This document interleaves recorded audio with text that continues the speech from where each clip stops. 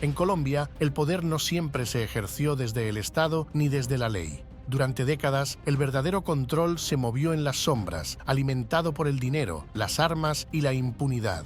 Víctor Carranza construyó un imperio desde las Esmeraldas, donde la riqueza compró silencios, ejércitos privados y lealtades forzadas. Leónidas Vargas convirtió el narcotráfico en una guerra personal, marcada por traiciones, venganzas y una violencia sin límites. Carlos Castaño transformó el paramilitarismo en una estructura nacional de terror, justificando la masacre como estrategia y el miedo como método de control. Y Gustavo Gaviria, socio y cerebro financiero de Pablo Escobar, sostuvo desde las sombras la maquinaria económica del cartel que desafió al Estado colombiano. 4 hombres, 4 caminos distintos, una misma historia de sangre, poder y destrucción que marcó para siempre el rumbo de un país.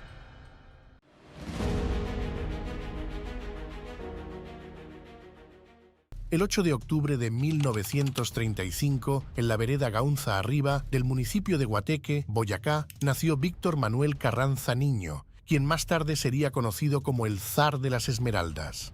Llegó al mundo en una familia netamente campesina que sobrevivía en medio de la pobreza y la precariedad de un país profundamente rural. Su infancia estuvo marcada por la tragedia. Cuando tenía apenas 2 años de edad, su padre murió, dejando a doña Ana Delia Niño, su madre, como única responsable de sacar adelante a sus 5 hijos: Luis, Julio, Ana Delia, Vidal y el propio Víctor. Una familia numerosa, en condiciones de hacinamiento y golpeada por la ausencia de la figura paterna, estuvo obligada a resistir las adversidades con lo poco que tenían. La ausencia de su progenitor agravó las dificultades económicas del hogar, obligando a todos a crecer en un ambiente de necesidad. En esa casa de bareque y madera, pero rodeada de hermosas montañas y paisajes boyacenses, Víctor creció con la dureza del campo. La escuela nunca fue prioridad. Apenas alcanzó a cursar los primeros grados. Algunos aseguran que llegó hasta 3.º, sin embargo, otros que hasta 5.º de primaria. Pero lo cierto es que su educación escolar fue limitada. Dejó la escuela para ayudar a su mamá en las faenas agrícolas de la finca y, sobre todo, a llevar los productos, junto con los marranos, de Santa María y San Luis de Gaceno al mercado de Guateque para venderlos. Hay quienes lo recuerdan recorriendo las calles con un cartel en su pecho para promocionar las películas que se proyectaban en el teatro del pueblo. Su verdadera educación vino del trabajo temprano y del ejemplo de lucha constante de su madre, que se convirtió en el pilar de la familia tras la muerte de su esposo. En 1944, el pequeño Víctor comenzó a vincularse con el sangriento mundo de las esmeraldas. En las zonas rurales de Boyacá era común que niños y jóvenes se emplearan como champados, nombre que se les da a los trabajadores que buscan piedras verdes entre los escombros de las minas. Carranza fue uno de ellos. A los 9 años, algunos recuerdan haberlo visto escarbando la tierra en busca de esmeraldas, mientras que otros aseguran que, con apenas esa edad, ya era capaz de negociar pequeñas gemas con los pocos visitantes y comerciantes de la región. Lo que sí es seguro es que este primer contacto forjó su carácter y marcaría el inicio de una carrera en un negocio tan lucrativo como violento, convirtiéndose en uno de los hombres más influyentes y polémicos de Colombia. A mediados de la década de 1944, Colombia atravesaba uno de los periodos más convulsos de su historia, la violencia bipartidista. En los campos de Boyacá, como en casi todo el país, la confrontación entre liberales y conservadores dejó una estela de asesinatos, desplazamientos y desconfianza generalizada. En ese ambiente fue que creció Carranza. Con apenas 11 años, en 1946, el chino comenzó a trabajar con mayor regularidad en las minas artesanales de Chivor, en Boyacá. Estas minas habían tenido un auge desde la época colonial, pero en aquel entonces estaban dominadas por pequeños grupos de mineros independientes y algunos intermediarios que revendían las piedras. Carranza, todavía un niño, se convirtió en ayudante de excavadores que se dedicaban a remover la tierra en jornadas largas y peligrosas. Para 1947 se fue a Gachalá, donde encontró 3 masas de piedras con esmeraldas que le permitieron tener el primer plante de su vida. El Banco de la República era su ineficiente y monopólico administrador, y el célebre bandolero Efraín González Tellez, conocido como el Siete Colores, prestaba la seguridad. Él fue testigo de cómo la violencia se entrelazaba con el negocio esmeraldero. El 9 de abril de 1948, el asesinato de Jorge Eliezer Gaitán en Bogotá encendió una ola de violencia que repercutió en todo el país. Guateque y los municipios cercanos no fueron la excepción.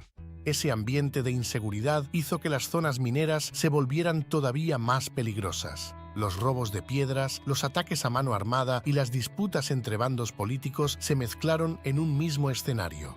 En 1953 fue contratado de manera informal en las minas de Muzo, una región que ya era reconocida como la más rica en esmeraldas de Colombia. Muzo estaba controlada por familias y grupos de poder local que, sin la presencia efectiva del Estado, imponían su ley a punta de armas. Allí, Carranza conoció de cerca la crudeza de la explotación minera. Túneles inseguros, derrumbes frecuentes y un sistema de trabajo donde el obrero apenas recibía lo suficiente para sobrevivir, mientras los intermediarios acumulaban las ganancias. Ese mismo año, el 13 de junio de 1953, el general Gustavo Rojas Pinilla dio un golpe de Estado en Colombia. Aunque su dictadura prometió orden y cierta modernización, en regiones apartadas como Boyacá, las condiciones de los mineros no mejoraron. Para 1955 ya se había ganado un espacio entre los comerciantes locales de Chivor y Muzo. Su habilidad para negociar, incluso con piedras pequeñas, le permitió reunir algún capital propio. Ese dinero no provenía de grandes hallazgos, sino de la reventa inteligente de esmeraldas que obtenía en intercambios o de trabajadores que preferían venderle barato antes que arriesgarse a ser asaltados en el camino. Esa práctica lo puso en contacto con intermediarios que llevaban las piedras a Bogotá, donde los precios eran muy superiores a los del mercado local. El 10 de mayo de 1957, el general Rojas Pinilla fue obligado a abandonar el poder, lo que dio paso a la creación del Frente Nacional, un acuerdo político que buscaba poner fin a la violencia entre liberales y conservadores. Sin embargo, en las minas de Boyacá, las dinámicas siguieron siendo las mismas: disputas armadas, ausencia de autoridad y la permanente lucha por el control de las vetas más productivas. Carranza, que entonces tenía 22 años, comprendió que en ese negocio no bastaba con saber negociar o trabajar duro. La supervivencia dependía de tener aliados y eventualmente de contar con protección armada. La década de 1960 marcó un punto de quiebre en la historia de las esmeraldas en Colombia y la violencia escaló rápidamente. Entre 1963 y 1965, los enfrentamientos armados en la región occidental de Boyacá, especialmente en Muzo, Quípama, Otanche, Coscuez, Chiquinquirá, San Pablo de Borbur y Somondoco, desataron un conflicto armado entre esmeralderos por el control de las minas, fenómeno históricamente conocido como la Primera Guerra Verde. Mientras que la explotación esmeraldera había venido aumentando desde mediados de los años 50, el hallazgo en marzo de 1961 por un trabajador llamado Juvencio Morales en la hacienda Peñas Blancas encendió los ánimos. Se encontró una veta de calidad inusual, lo que disparó el interés de numerosos actores en la región, marcando el inicio de un proceso que llevó a que la minería ilegal pasara de representar el 15% al 57% del total. Personajes como Efraín González Tellez, conocido en la zona como el Siete Colores, era un exmilitar y bandolero que se consolidó a comienzos de los años 60 como jefe militar de la zona esmeraldera, controlando fuertes territorios bajo La Pesada.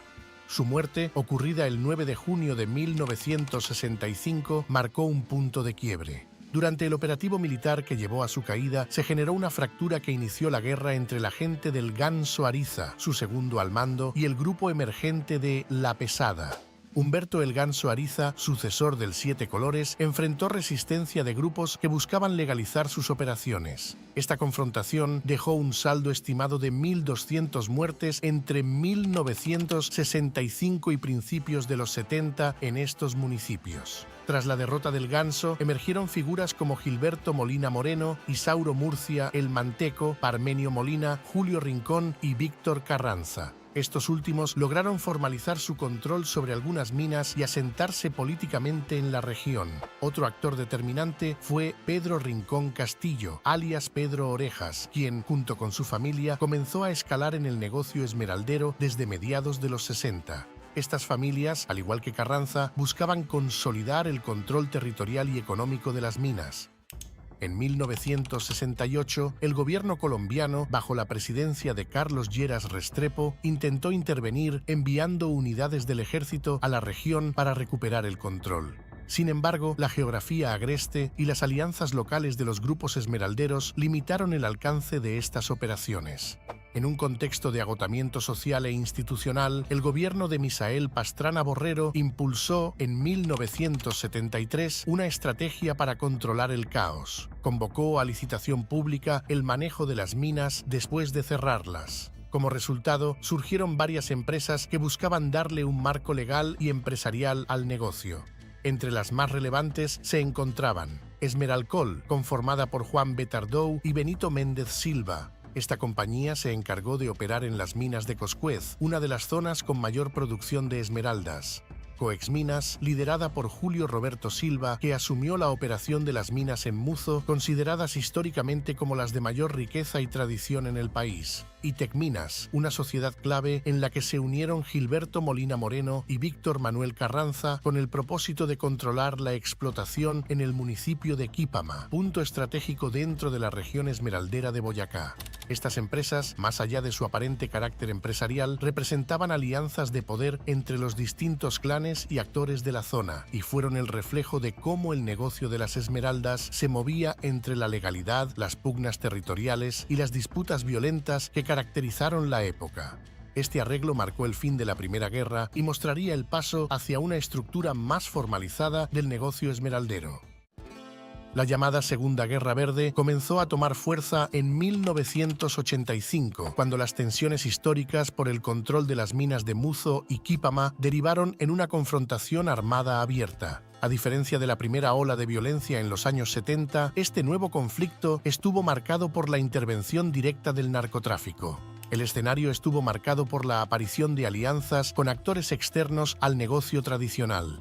En ese momento se hizo evidente la participación de Gonzalo Rodríguez Gacha, conocido como El Mexicano y jefe militar del Cartel de Medellín, quien se asoció con Gilberto Molina Moreno. Rodríguez Gacha buscaba asegurarse un espacio dentro del negocio esmeraldero, con acceso ilimitado de armas, recursos provenientes del narcotráfico y utilizando a grupos armados para imponer su autoridad en la región, logró convertirse en una figura determinante dentro de las disputas. Del otro lado se encontraba Víctor Carranza, quien mantenía el control en Muzo, acompañado de aliados como Luis Murcia Chaparro, alias El Pequinés. La violencia escaló rápidamente. En 1987 se registraron enfrentamientos en veredas de Otanche y Coscuez, dejando decenas de muertos. Según cifras de la Procuraduría General de la Nación, entre 1985 y 1988, los combates armados en la zona esmeraldera ocasionaron más de 2.000 víctimas fatales.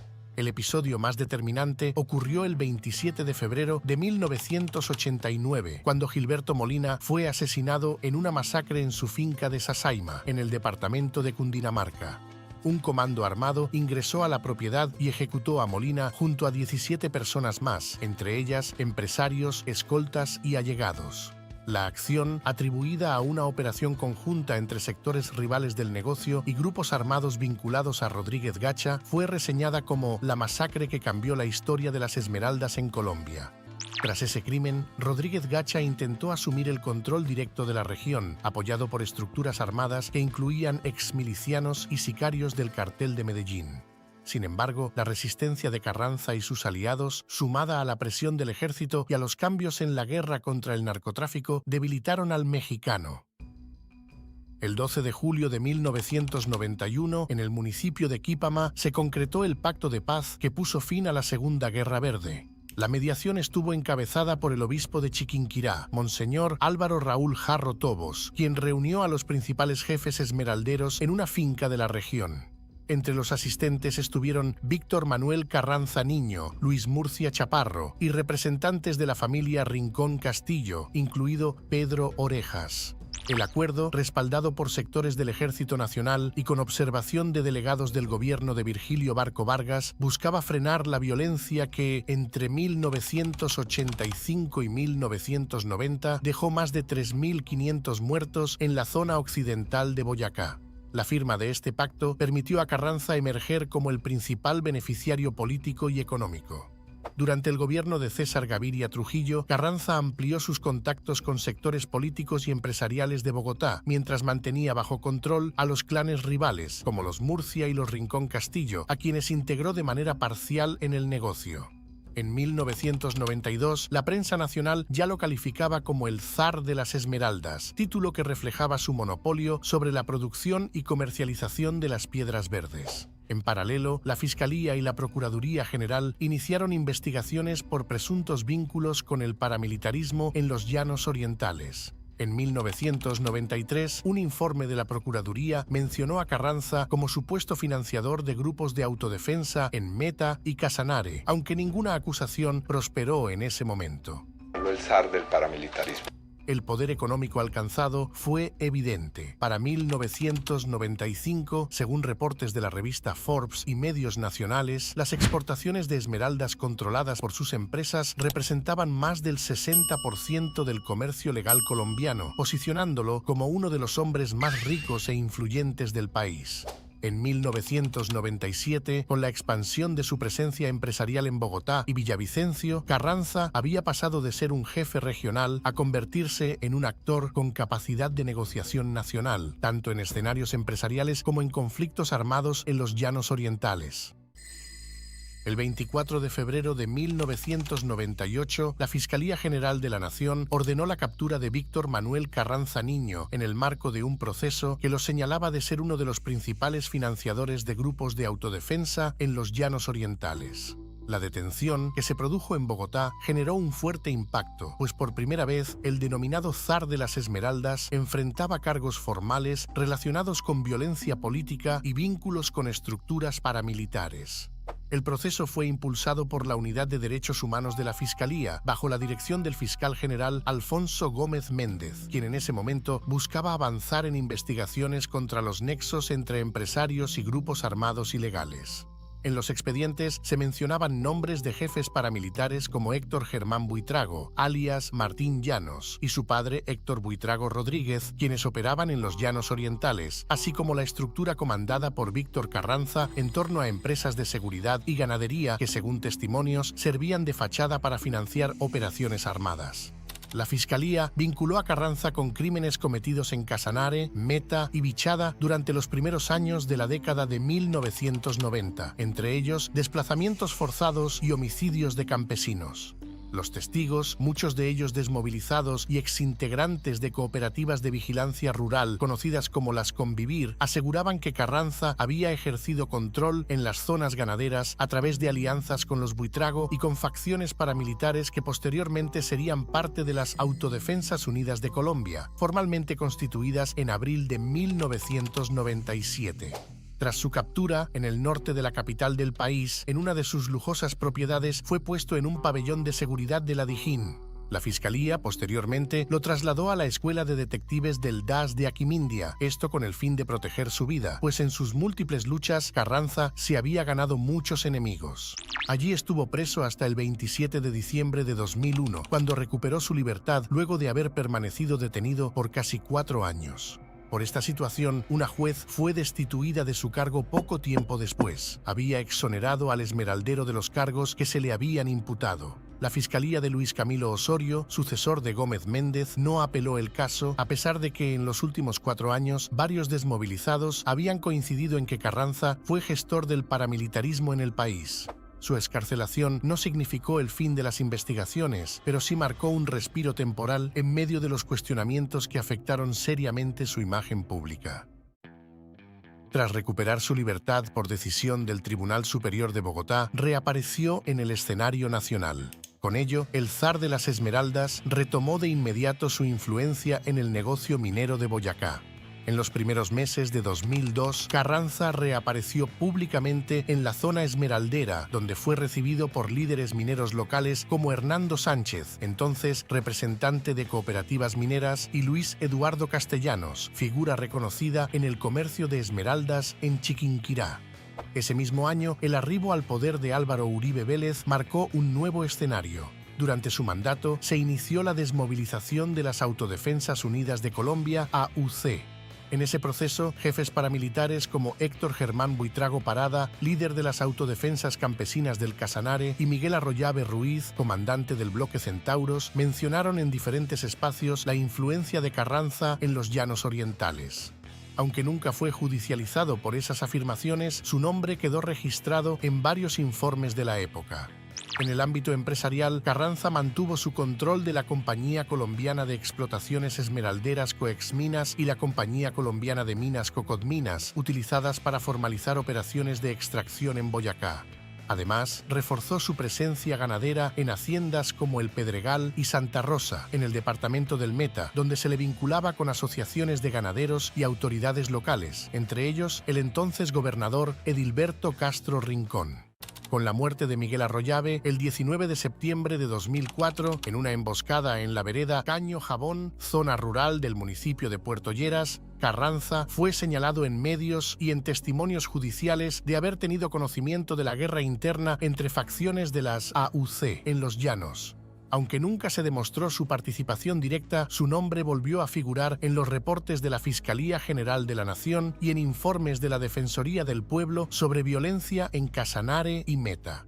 En 2005, Carranza asistió a reuniones con empresarios y políticos en Bogotá, entre ellos Cecilia Álvarez Correa Glen, reconocida empresaria de la región de Boyacá, quien años más tarde sería ministra de Transporte y de Comercio en el gobierno de Juan Manuel Santos.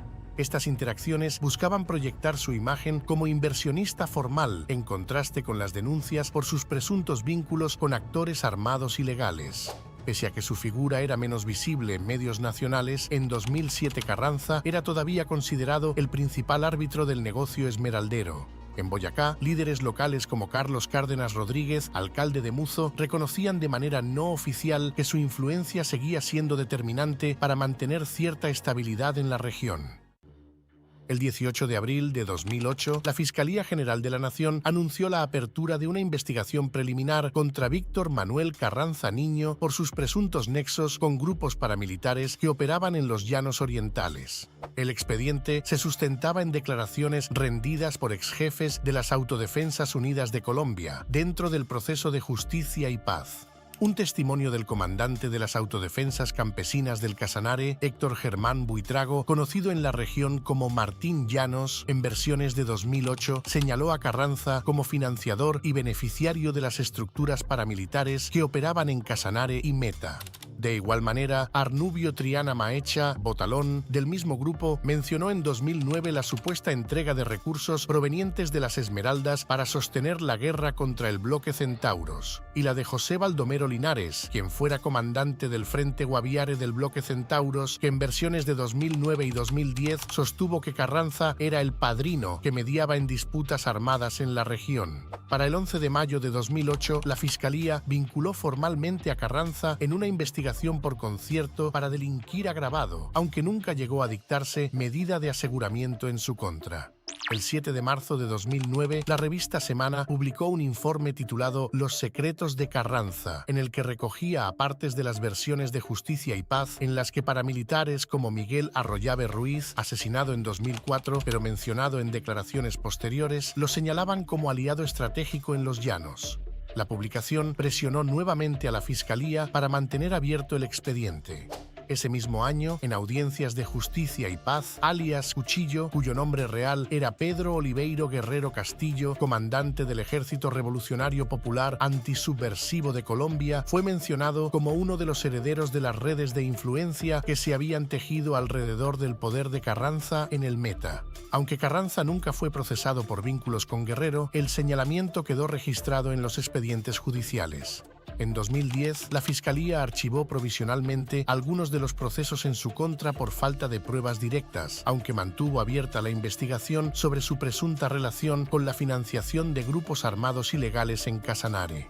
Durante este periodo, Carranza aparecía públicamente en Bogotá, en reuniones con empresarios y en escenarios de negociación minera.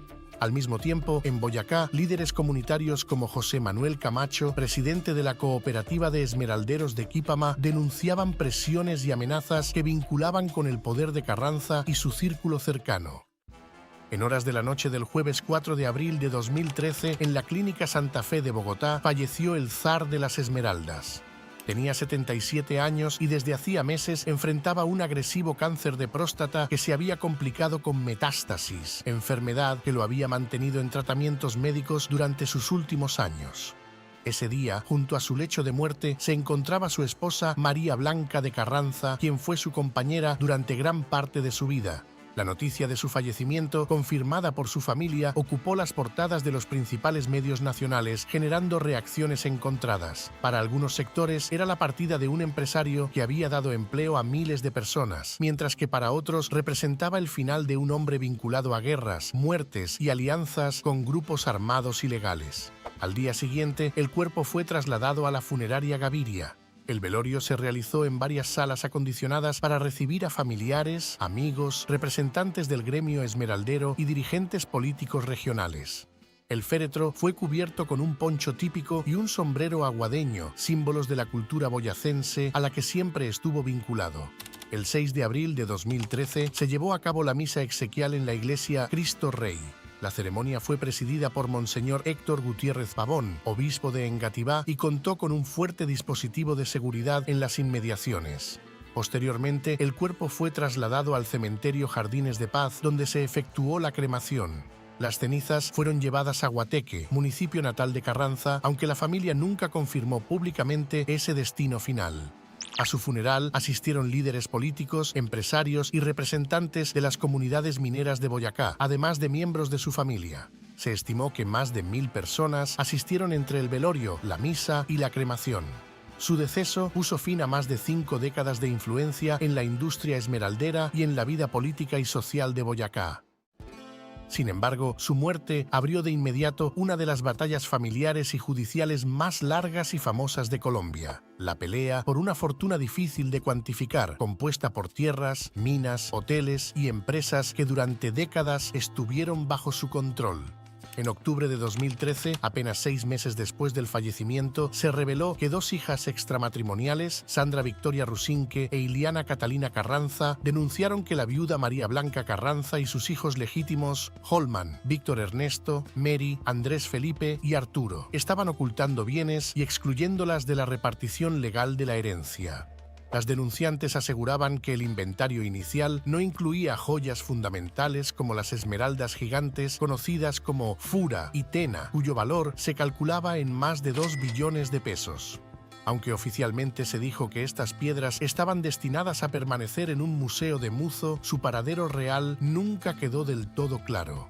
En mayo de 2014, 8 de los 9 hijos de Carranza, tanto legítimos como extramatrimoniales, estaban enfrentados en un juzgado de familia de Bogotá. En paralelo, en marzo de 2015, la Superintendencia de Notariado y Registro informó que los herederos accedieron a devolver al Estado unas 25.000 hectáreas en Casanare, registradas irregularmente a nombre de Carranza.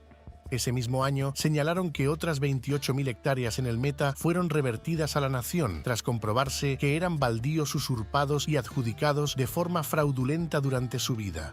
Los litigios continuaron con fuerza en los años siguientes. En junio de 2021 y luego en julio de 2022, fallos judiciales confirmaron que la viuda María Blanca y 3 de sus hijos habían ocultado bienes estratégicos del inventario sucesor mediante fideicomisos y cesiones irregulares. Entre estos se encontraban el Hotel del Llano en Villavicencio, la empresa ganadera Brisas de Agualinda, la compañía Calizas del Llano y el Hotel Lord Pierre en San Andrés. Afortunadamente, las hijas extramatrimoniales, incluyendo a Vivian Andrea y a Gina Juliana, lograron que la justicia ordenara reintegrar estos bienes a la masa hereditaria.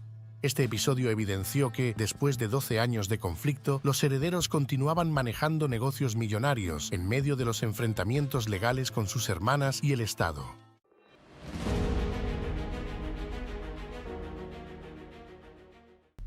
Leonidas Vargas Vargas, conocido como el Viejo y el Rey del Caquetá, nació el 13 de mayo de 1949 en Belén de los Andaquíes, un pequeño municipio enclavado en el sur del departamento del Caquetá, Colombia. La población, de apenas unos pocos miles de habitantes en aquel entonces, vivía principalmente de la ganadería, la agricultura y el comercio local. Era una zona marcada por la precariedad en infraestructura, con caminos de tierra que se volvían intransitables en temporada de lluvias y con un acceso limitado a los servicios básicos como la salud y la educación. Hijo de campesinos, Vargas creció en un hogar donde su familia criaba ganado y cultivaba productos básicos como el maíz, la yuca y el plátano. Su infancia estuvo marcada por la austeridad. Mientras que el nivel educativo se limitó a la primaria, cursada en una escuela rural con aulas improvisadas, pupitres desgastados y recursos escasos. Como era común en esa época y en ese lugar, la necesidad económica pesó más que la continuidad de sus estudios. En la adolescencia, buscando aportar ingresos al hogar, comenzó a trabajar como carnicero y expendedor de carne en Florencia, la capital del departamento. A diario recorría veredas y fincas para comprar ganado, sacrificaba animales y distribuía la carne en los mercados municipales. Este oficio, que desempeñó durante más de 3 décadas, le dio un conocimiento detallado del territorio, de las rutas rurales y de las dinámicas comerciales de la región. Pero el Caquetá de las décadas de 1960 y 1970 era más que un paisaje de ganado y cultivos. Era una tierra de contrastes. Por un lado, una economía ganadera en crecimiento, con ferias y mercados que atraían comerciantes de otros departamentos. Por el otro, un territorio que empezaba a ser observado por actores ilegales. En los años 70, el sur de Colombia se encontraba en una etapa de transformación silenciosa. La selva espesa, la baja presencia estatal y la escasa vigilancia militar ofrecían las condiciones perfectas para que en el futuro se instalaran laboratorios de procesamiento de cocaína y pistas clandestinas para el transporte aéreo. El río Caquetá, así como decenas de afluentes menores, servían como vías naturales de comunicación, pero también como rutas discretas para el movimiento de mercancías ilícitas. A la par, el conflicto armado comenzaba a intensificarse. Grupos guerrilleros como las FARC aumentaban su presencia en la región, buscando control territorial y acercamientos con comunidades campesinas. Este escenario de ausencia institucional y disputa por el territorio sería el telón de fondo sobre el que años más tarde Leonidas Vargas pasaría de ser un comerciante de carne a un actor central del narcotráfico en el sur de Colombia. A comienzos de la década de 1980, el negocio ganadero en Colombia vivía uno de sus momentos de mayor dinamismo. Las ferias ganaderas y equinas eran eventos que reunían a comerciantes, criadores, inversionistas y curiosos de distintas regiones del país. Una de las más reconocidas se celebraba en Girardot, municipio del departamento de Cundinamarca, ubicado estratégicamente cerca de Bogotá y con fácil acceso desde el Tolima y el Huila. Fue en una de esas ferias donde Leonidas Vargas conoció a un hombre que cambiaría radicalmente su destino, Gonzalo Rodríguez Gacha, alias El Mexicano. Rodríguez Gacha no era un ganadero común. Para ese momento ya se había consolidado como uno de los miembros del cartel de Medellín, junto a Pablo Escobar.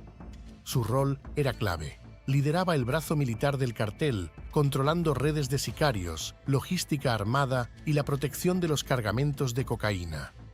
El mexicano se caracterizaba por su estilo ostentoso, su pasión por los caballos de paso fino y su habilidad para expandir sus negocios en zonas rurales donde combinaba inversión ganadera con operaciones ilícitas. Era conocido por moverse con escoltas fuertemente armados y por buscar aliados en territorios estratégicos para la producción y el transporte de cocaína. El encuentro entre ambos no fue casual. El viejo, con años de experiencia como comerciante de carne y una reputación bien establecida en el sur del país, había ganado reconocimiento en el círculo ganadero. Su conocimiento del Caquetá y el Putumayo, regiones con vastas extensiones de selva y poca presencia estatal, lo convertía en un socio potencialmente valioso para el cartel de Medellín. Rodríguez Gacha le ofreció un lugar en su estructura criminal. En un inicio, fue incorporado a su base operativa como parte de un contingente de 2.000 sicarios. Estas funciones incluían la protección de laboratorios, la custodia de cargamentos y, en algunos casos, la ejecución de asesinatos selectivos. Su disciplina, lealtad y capacidad de resolver problemas logísticos hicieron que ascendiera con rapidez. Pronto, Vargas dejó de ser un soldado más para convertirse en un operador de confianza, cercano a las decisiones estratégicas de su jefe. Con el respaldo del cartel de Medellín y el acceso ilimitado a capital ilícito, el Viejo comenzó a instalar laboratorios de procesamiento de cocaína en las profundidades del Caquetá y Putumayo. La geografía jugaba a su favor. Ríos caudalosos, trochas ocultas y pistas clandestinas improvisadas en medio de la selva servían para mover la droga hacia el Pacífico o directamente hacia Centroamérica. La zona estaba prácticamente fuera del alcance de las autoridades. La Policía Nacional y el Ejército apenas tenían bases dispersas y la selva funcionaba como una muralla natural que dificultaba las operaciones de control. Las comunidades campesinas, golpeadas por la pobreza, veían en el cultivo de coca una alternativa económica frente a la ganadería o la agricultura tradicional. Para 1986, Leonidas Vargas ya era un hombre cercano a la cúpula de Gonzalo Rodríguez Gacha y había comenzado a consolidar su propio poder en el sur de Colombia. Sin embargo, esa influencia no lo libró de convertirse en objetivo de otro actor armado que, en esa época, controlaba buena parte del territorio, la guerrilla de las Fuerzas Armadas Revolucionarias de Colombia, FARC. El Frente 13º de las FARC, una de las estructuras más activas del Bloque Sur, ejecutó un golpe directo contra Vargas. Un grupo armado ingresó a su finca La Granja, ubicada en el departamento del Caquetá, y lo secuestró. El plagio se prolongó durante semanas, hasta que su libertad fue asegurada mediante el pago de 20 millones de pesos, una suma significativa para la época. Lo que pudo haber sido un episodio de enemistad terminó derivando en un acuerdo práctico. Vargas, que entendía la dificultad de operar en una zona bajo influencia guerrillera, optó por negociar. El pacto consistía en que él proveería a las FARC de armamento, radios de comunicación de alta frecuencia marca Yaesu y otros insumos logísticos. A cambio, la guerrilla se comprometía a proteger sus laboratorios de cocaína, custodiar los cargamentos y proporcionarle información clave para la ejecución de secuestros. Estos secuestros, en muchos casos, eran contra empresarios, ganaderos o personas de alto perfil económico en la región. El botín obtenido se repartía en partes iguales, 50% para la guerrilla y 50% para él. En 1987, la alianza alcanzó un punto de máxima colaboración. Vargas le entregó a las FARC 11 fusiles FAL, de dotación oficial de la Guardia Nacional de Venezuela, junto con abundante munición. El cargamento fue trasladado en avioneta hasta una pista clandestina en Solita, Caquetá, pero la operación se vio comprometida. El Ejército Nacional interceptó el lugar y en el enfrentamiento fueron abatidos 3 guerrilleros. Sin embargo, la alianza tenía fecha de caducidad. En 1988, las FARC descubrieron que Vargas estaba impulsando la creación de centros de entrenamiento paramilitar en la zona de Río Azul, Putumayo. Estos grupos, conocidos posteriormente como autodefensas, eran rivales directos de la guerrilla y buscaban expulsarla de territorios estratégicos para el narcotráfico. La respuesta fue inmediata y brutal. Un comando guerrillero asaltó varios laboratorios de Vargas en Cartagena del Chairá y áreas circundantes. En el ataque, ejecutaron a 40 hombres de su organización, se apropiaron de 6.500 kilos de cocaína listos para ser enviados al extranjero y confiscaron 96 armas largas, entre fusiles y ametralladoras. El golpe fue devastador para las finanzas y la logística del capo.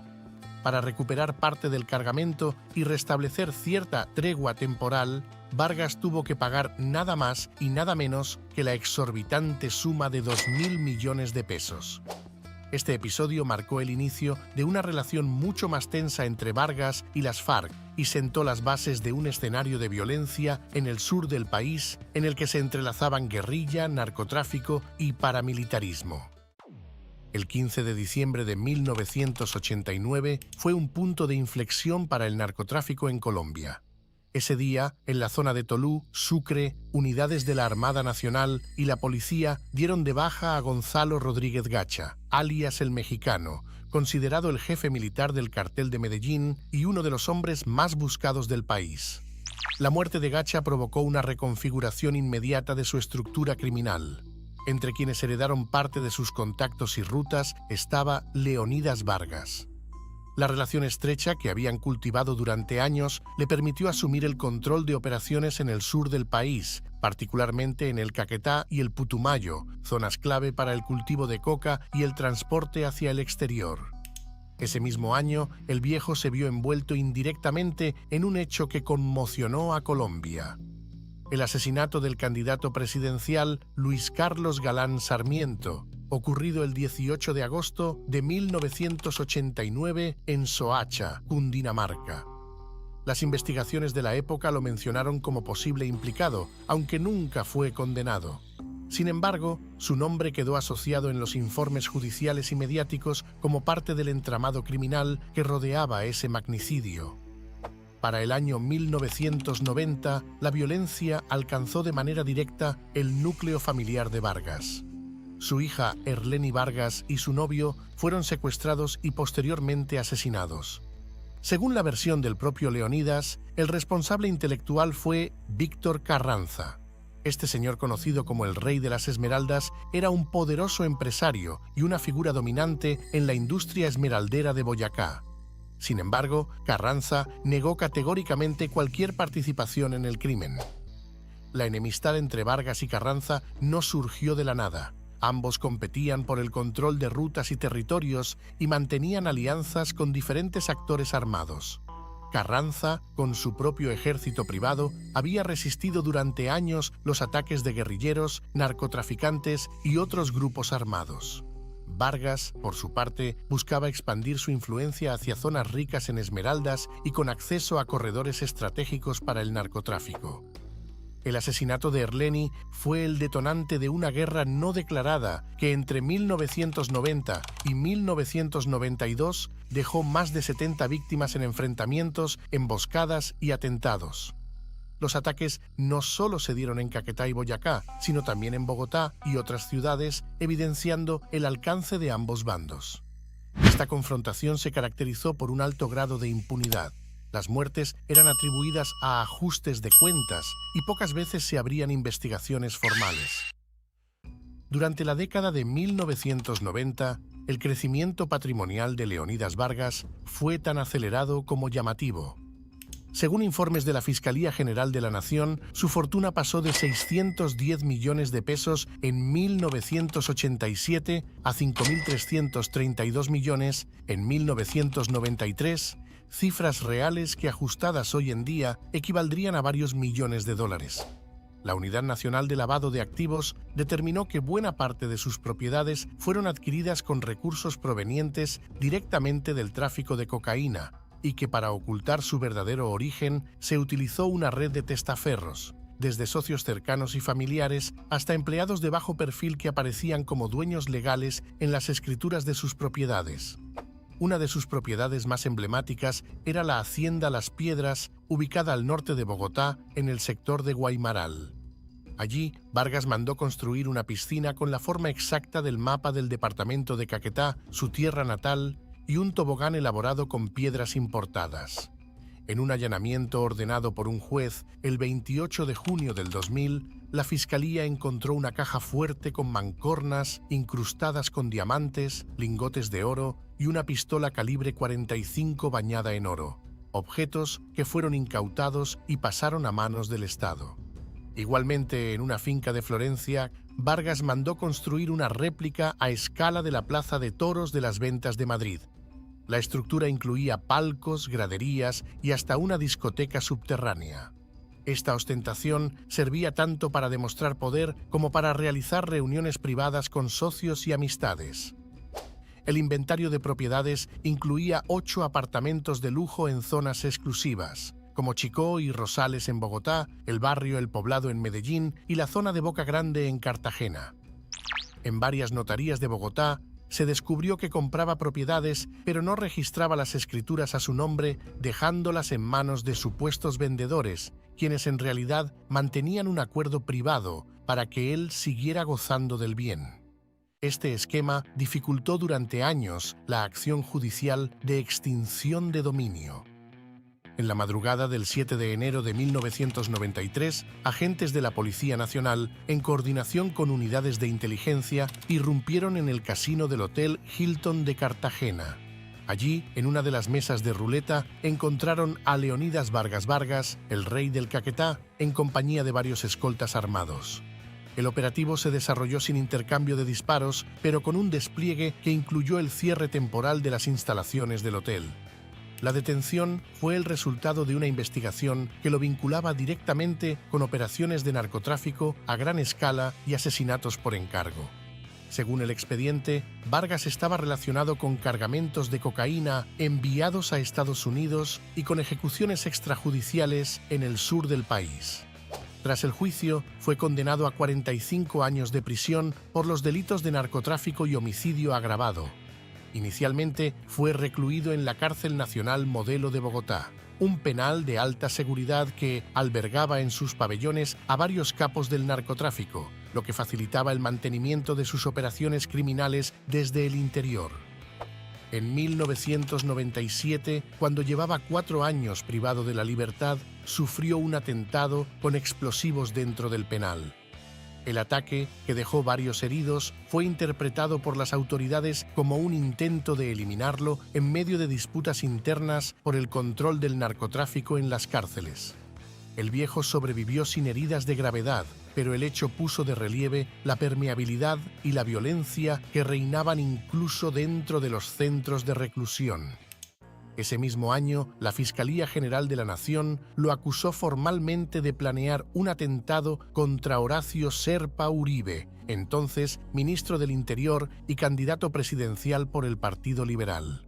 El plan, supuestamente ordenado desde la prisión, fue frustrado por las autoridades antes de que pudiera ejecutarse. A pesar de su condena inicial, obtuvo beneficios jurídicos por buena conducta y supuestos estudios académicos dentro del penal. Estos beneficios le redujeron significativamente la condena y en 2001, después de solo 8 años de reclusión, recuperó su libertad. Sin embargo, su tiempo libre fue breve. En 2004, la Fiscalía emitió una nueva orden de captura en su contra por el secuestro y posterior desaparición de los abogados Isauro Portela Guzmán y José Moisés Barrero Martínez, ocurridos en marzo de 1995. Según la investigación, ambos profesionales mantenían vínculos con Vargas y sus bienes aparecieron posteriormente en manos de terceros vinculados al cartel de Caquetá. Ese mismo año, la justicia ordenó la extinción de dominio de 104 bienes pertenecientes a él y a su núcleo familiar, avaluados en más de 60.000 millones de pesos. Este capítulo marcó el inicio de una nueva etapa en la vida del capo, donde la presión judicial en Colombia lo llevó a buscar refugio en el extranjero, un movimiento que lo conduciría directamente a su última residencia, España. Tras varios años de persecución judicial en Colombia, Leonidas optó por poner tierra de por medio. Usando un pasaporte venezolano falso a nombre de José Antonio Cortés Vaquero, logró ingresar a tierras españolas y establecerse en Madrid. La elección no fue casual. La capital española, para mediados de los años 2000, se había convertido en un importante punto de encuentro de redes internacionales de narcotráfico, con conexiones directas hacia África Occidental, el Caribe y el resto de Europa. El 8 de julio de 2006, la Guardia Civil, en una operación conjunta con la Policía Nacional, interceptó a Vargas a la salida de un hotel madrileño cuando se disponía a viajar a Alemania para asistir al Mundial de Fútbol. La investigación lo vinculaba con un cargamento de 500 kilos de cocaína decomisado en Valencia, oculto en contenedores con cajas de piñas. El hallazgo, que había sido resultado de semanas de seguimiento e intervención de comunicaciones, reveló que el capo seguía activo en el negocio del narcotráfico a nivel internacional, moviendo droga desde Sudamérica hasta Europa a través de rutas comerciales marítimas. Aunque fue recluido inicialmente en los centros penitenciarios de Alcalá Meco y Navalcarnero, los problemas de salud cardiovascular que arrastraba desde años atrás llevaron a que un juez le concediera arresto domiciliario mientras se adelantaba su juicio. Esta medida le permitió vivir en un apartamento vigilado, desde donde, según los investigadores, mantuvo contacto con viejos socios y presuntamente continuó participando en actividades ilícitas. El 2 de enero de 2009, Vargas fue ingresado al Hospital 12 de Octubre de Madrid debido a una insuficiencia cardíaca crónica. Permaneció internado en el 5º piso, compartiendo espacio con otro paciente. El personal médico lo describía como un enfermo reservado, que recibía pocas visitas y estaba siempre bajo un perfil bajo para evitar llamar la atención. La tarde del 8 de enero de 2009, siendo las 7:50 de la noche, 2 hombres ingresaron al centro asistencial, vestían ropa casual, gorras y uno de ellos llevaba pasamontañas. Subieron directamente a la 5ª planta y se dirigieron exactamente a la habitación 543. Allí, uno de los sicarios preguntó al paciente que estaba despierto si él era Leonidas, recibiendo una señal negativa y señalando la cama contigua donde el capo dormía. Sin vacilar, el asesino sacó una pistola con silenciador y le disparó 5 veces. Luego, abandonó el hospital caminando como si nada hubiese pasado. Por lo menos, eso fue lo que las cámaras de seguridad registraron. Las investigaciones de la Policía Nacional y la Fiscalía Española determinaron que el crimen fue cometido por una oficina de cobro, una estructura de sicarios contratados para ajustes de cuentas dirigida por José Jonathan Fajardo, un delincuente con antecedentes en Colombia y España. Entre los implicados identificados y posteriormente procesados estaban Jonathan Andrés Ortiz, alias El Parcero. Ortiz fue señalado como el autor material de los disparos. Alexander Salazar, alias Chucky, quien era el colaborador logístico, mientras que el encargado de la vigilancia externa estaba a cargo de Edgar Andrés Ortega, mientras que Jonathan Montoya coordinaba el operativo. Dentro del grupo también se encontraba un ciudadano rumano, Andrei Alexandru Kadar, vinculado al transporte y seguimiento de Vargas. La hipótesis principal apuntaba a que el asesinato fue un encargo de alto nivel, posiblemente originado por viejas deudas o disputas internas del narcotráfico en Colombia y Europa. Sin embargo, el autor intelectual nunca fue identificado con certeza. La violencia no dio tregua ni siquiera después de la muerte de Leonidas Vargas. Menos de 24 horas después de su asesinato en Madrid, la cadena de hechos sangrientos continuó en Colombia. El 9 de enero de 2009, en el municipio de Tuluá, departamento del Valle del Cauca, fueron secuestrados Fabio Vargas Vargas, hermano menor de Leonidas, y su pareja sentimental, la actriz y exreina de belleza Liliana Lozano Garzón, reconocida por su participación en telenovelas colombianas y por haber sido coronada en 1995 Señorita Cauca. Según el reporte inicial de las autoridades, la pareja fue interceptada en la madrugada cuando se desplazaba en una camioneta Toyota Prado por la vía que conduce de Tuluá a Pradera. Hombres fuertemente armados y encapuchados los obligaron a detenerse, ordenaron a Fabio y a Liliana descender del vehículo y posteriormente subidos a la fuerza a otro automóvil. Horas más tarde, los cuerpos fueron encontrados en una finca de la vereda La María, a las afueras de Tuluá. Ambos presentaban impactos de arma de fuego a corta distancia y signos de haber sido sometidos antes de su ejecución. La escena sugería un crimen rápido y planificado, sin indicios de robo o de otro móvil distinto a un ajuste de cuentas. Para los investigadores, la proximidad temporal y la brutalidad de ambos crímenes, el de Leonidas en España y el de Fabio y Liliana en Colombia, no dejaba lugar a dudas de que podían formar parte de la misma cadena de represalias. Hoy en día, ninguno de los casos ha sido esclarecido completamente. Ni en Colombia ni en España se ha identificado de manera oficial a los autores intelectuales.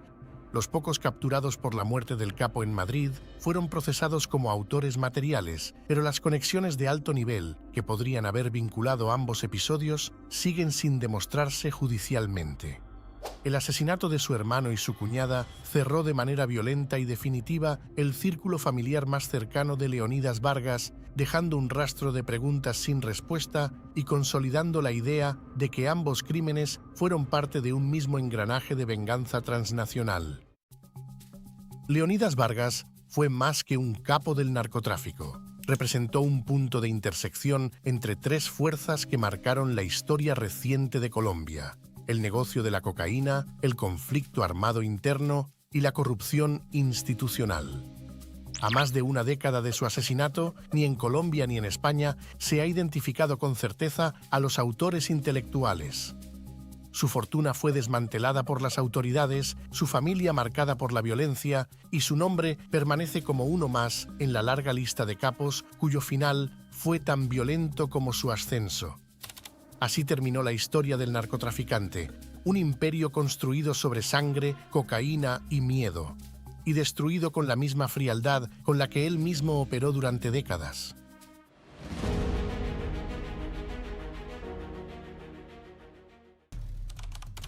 Carlos Castaño Gil nació en Amalfi, departamento de Antioquia, el 15 de mayo de 1965 en el seno de una numerosa familia de 12 hermanos, siendo él de los menores, y cuyos padres eran terratenientes acaudalados y presuntos simpatizantes de la Alianza Americana Anticomunista. Su infancia transcurrió en un entorno rural dedicado a la producción lechera, practicando en sus ratos libres la venta de quesos. El entorno era cada vez más hostil. Era la época de los inicios de la actividad guerrillera en Colombia, emergiendo grupos insurgentes de izquierda como las FARC, fundadas solo un año antes de su nacimiento, y el ELN, 2 meses después del anterior. Estas organizaciones tuvieron su origen en iniciativas de autodefensa campesina e insurgencia política con raíces en conflictos anteriores como la violencia. Bajo ese paraguas, siendo aún un adolescente, ingresó por breve tiempo al mundo del sicariato, dentro de la estructura del incipiente y cada vez más conocido Cártel de Medellín, liderado por Pablo Escobar Gaviria. Esta vinculación fue facilitada por su hermano mayor, Fidel Castaño, quien ya mantenía relaciones comerciales con él.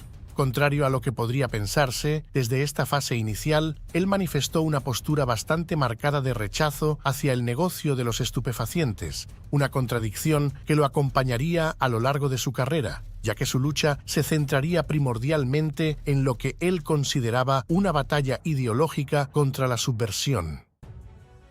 Esta última fue alimentada por un punto de inflexión: el asesinato de su padre, Jesús Antonio Castaño González, un evento atribuido a la guerrilla de las FARC.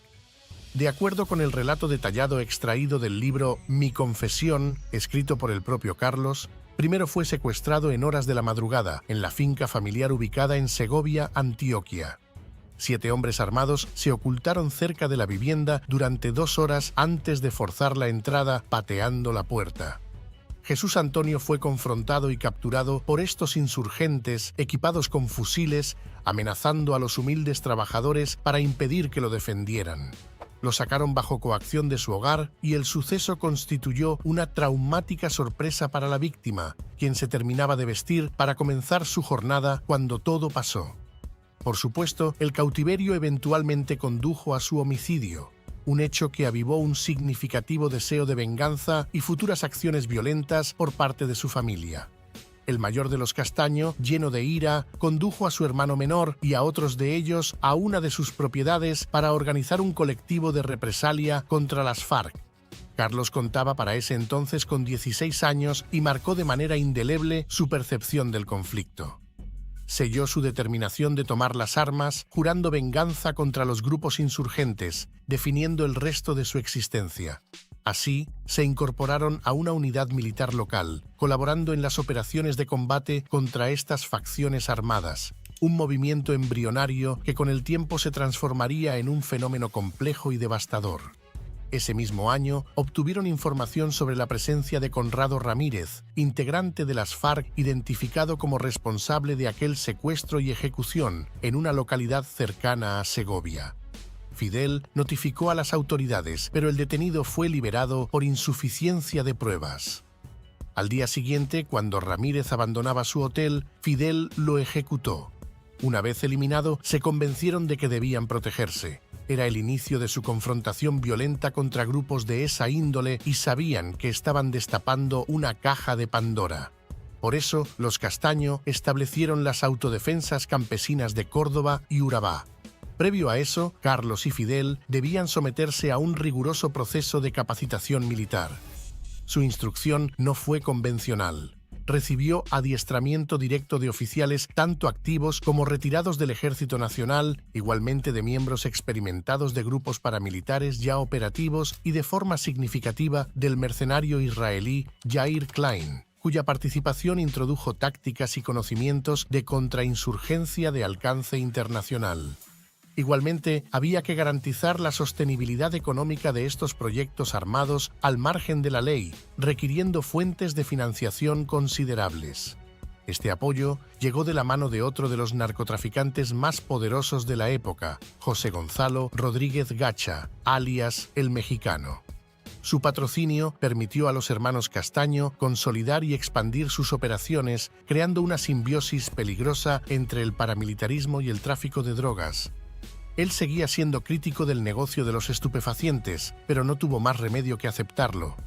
Mantuvo una participación crucial en esta actividad ilícita y la necesidad de dinero fresco era el principal motivo para mantenerse callado, pues una parte del financiamiento de sus actividades provenía de allí. Después de superar estas pruebas, su primera encomienda consistió en consolidar la presencia de estas agrupaciones en la ciudad de Medellín. Bajo su coordinación, se organizaron bandas de sicarios que operaron en la capital de Antioquia, desatando una ola de violencia selectiva. Sus acciones no se limitaron a combatientes insurgentes. Sindicalistas, jueces, fiscales, profesores y defensores de derechos humanos de la región también fueron blanco de sus ataques. Era una masacre que querían ejecutar. De hecho, Bernardo Jaramillo Ossa, un carismático dirigente de la izquierda de 35 años y candidato presidencial por la Unión Patriótica, quien abanderaba una línea reformista inspirada en la perestroika, rechazando la lucha armada y propugnando un socialismo de corte democrático y abierto al capital privado, fue asesinado en la capital en marzo de 1990. Aquel líder político se dirigía al terminal del puente aéreo de Bogotá en compañía de su pareja sentimental, Mariela Barragán, y un contingente de 16 escoltas del DAS para volar a Santa Marta, donde dedicaría un tiempo a descansar y, paralelamente, avanzaría en los preparativos de su campaña electoral. A pesar de las advertencias de muerte que ya había recibido, optó por no utilizar su chaleco antibalas. Un adolescente de 16 años, llamado Andrés Arturo Gutiérrez Maya, aguardaba su llegada en esas instalaciones. Cuando Jaramillo se detuvo frente a una farmacia localizada dentro de la terminal, el joven extrajo una ametralladora Mini Ingram y efectuó varios disparos contra el personaje público. «Mi amor, no siento las piernas. Estos desgraciados me mataron. Abrázame y protégeme, creo que moriré», alcanzó a decirle a Mariela. Desangrándose, fue trasladado de inmediato en un vehículo particular a la clínica de la Policía Nacional, situada en la avenida El Dorado, pero perdió el conocimiento durante el trayecto. Y antes de poder ser ingresado al quirófano, falleció a causa de una demora crítica que se produjo en el ascensor del centro asistencial. Hasta la fecha, el lamentable suceso permanece bajo un aura de misterio y comentarios divergentes. Inicialmente, las acusaciones apuntaron hacia Pablo Escobar como autor intelectual del magnicidio, pero él había manifestado reiteradamente su respeto hacia el difunto, destacando su compartida oposición a la figura de la extradición. En realidad, parecía no tener motivos para quererlo fuera del juego político. Posteriormente, la justicia colombiana condenó por este hecho a los hermanos Castaño, aunque Carlos siempre negó cualquier participación directa en el operativo. Relató que, si bien estuvo presente el día en que se discutió lo que se haría con él, manifestó su desacuerdo. Sostuvo que no fue ejecutado por sus propias tropas, sino por un grupo muy cercano a su organización. Más allá de la condena y de las sospechas, sí tenía sentido que ellos estuvieran detrás del homicidio. Habían iniciado varios años atrás una campaña para el exterminio sistemático del movimiento político Unión Patriótica, al cual pertenecía Jaramillo por ser el brazo electoral y político de las FARC y del Partido Comunista Colombiano en el marco de los intentos del presidente Belisario Betancur por regularizar a estos grupos paramilitares. Para 1992, su trayectoria dio un giro al unirse junto a su hermano a una coalición de enemigos de Pablo Escobar. Resulta que la alianza económica con su cártel se vino abajo de manera irrevocable tras un episodio de traición interna asociado a condiciones no muy claras con los miembros de los clanes Galeano y Moncada, socios de los Castaño. Este colectivo, que se autodenominó Perseguidos por Pablo Escobar o simplemente como los Pepes, unió sus fuerzas con agentes estatales que formaban parte de la unidad especial conocida como el Bloque de Búsqueda de la Policía Nacional de Colombia.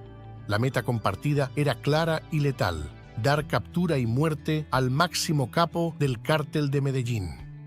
Durante esta intensa y feroz etapa, Carlos fue conocido por los alias de El Fantasma o El Chiquillo, apodos que reflejaban su facilidad para escabullirse y la notoria juventud del veinteañero.